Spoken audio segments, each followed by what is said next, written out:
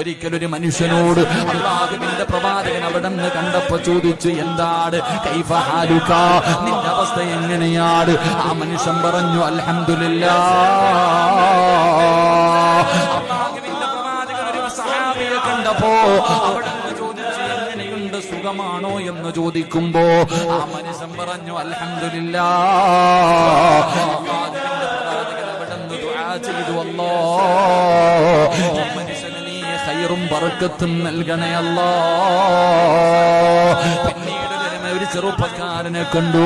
അല്ലാഹുവിന്റെ പ്രവാചകൻ ചോദിക്കുന്നു, യാ ഫുലാൻ, നിന്റെ അവസ്ഥ എന്താണെന്ന് ചോദിക്കുമ്പോ ആ മനുഷ്യൻ പറഞ്ഞു, സുഖമാണ് നബിയേ, സന്തോഷമാണ് നബിയേ.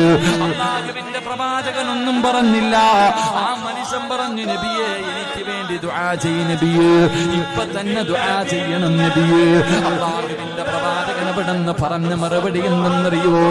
നീ അൽഹംദുലില്ലാഹ് പറഞ്ഞിരുന്നെങ്കിൽ വല്ലാത്ത സന്തോഷവാ.